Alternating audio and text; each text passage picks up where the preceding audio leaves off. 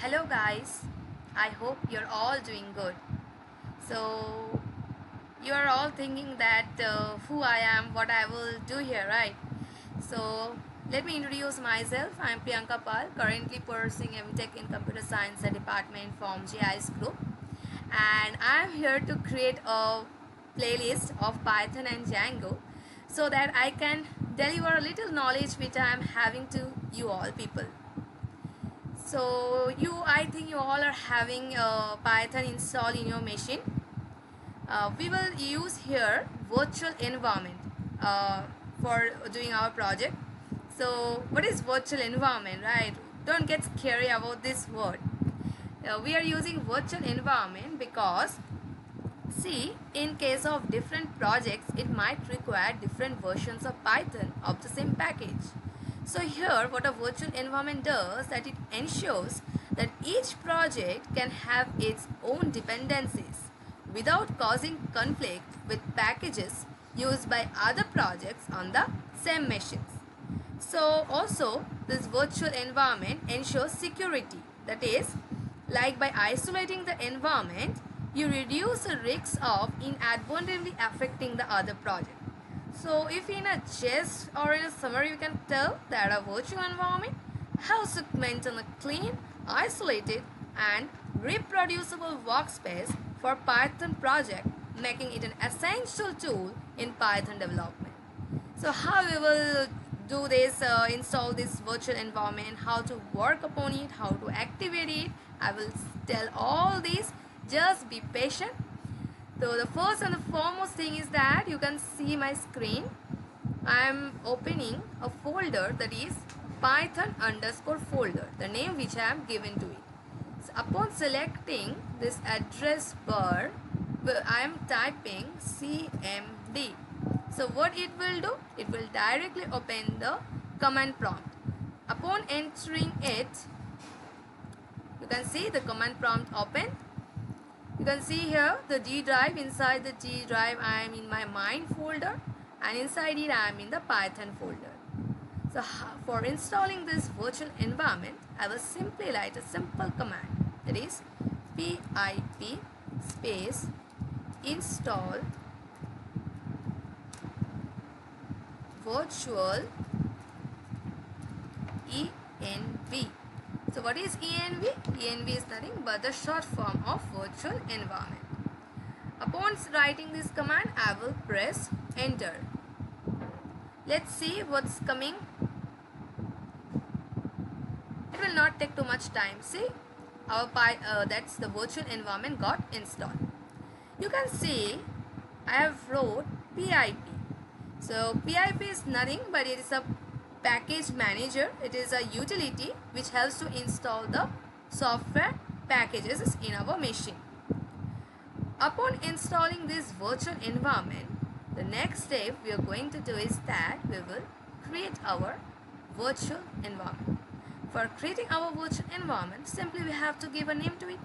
You can give any suitable name you like. I am giving env underscore rider. So for this I will write a command for creating this virtual environment. So what command I am writing? See, python space hyphen m venv. Here m stands for module. Which module? That is the venv, virtual environment. Then we are giving the name to it. I am giving a name, that is env underscore rider. Upon giving a name to it, I am pressing enter. So what it will do? It will create the environment with the name env underscore rider.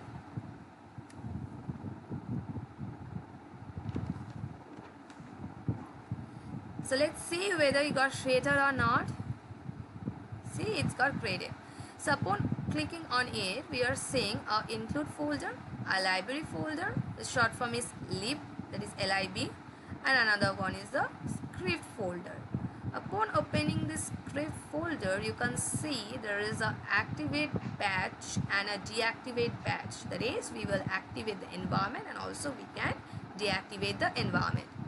For activating the environment, okay, let me tell you first thing, that is BAT here stands for batch. Okay, the short form of batch is BAT.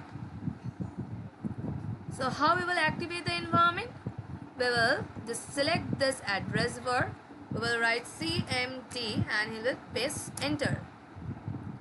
So now we are inside the script folder, and in the script folder we will press the alphabet A. Then we will press tab. So we got the activate mode, right? So now we'll press enter. So see how we came inside the virtual environment which we have created, that is the env_rider.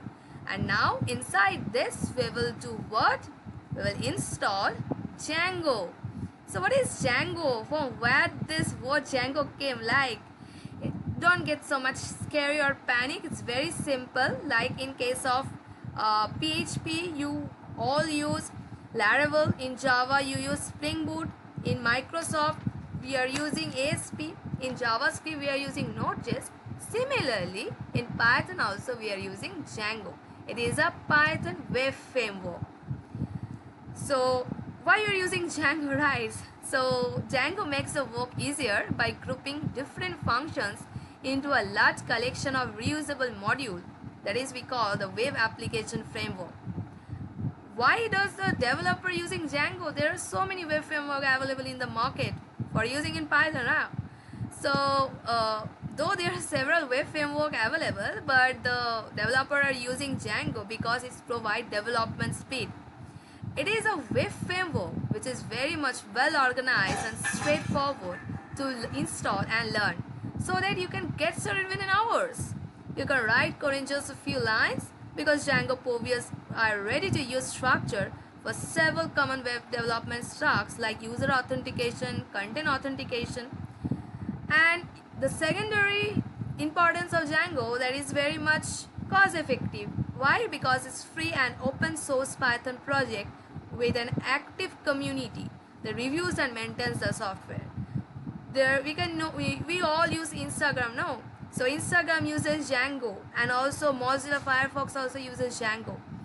So let's get tuned up to the next video where I will show how to install Django, what is the model view template we are using in it, what is how the client it requires sending to the server to the database, and how it's getting connected. We will show in all the next videos. Bye, have a great day.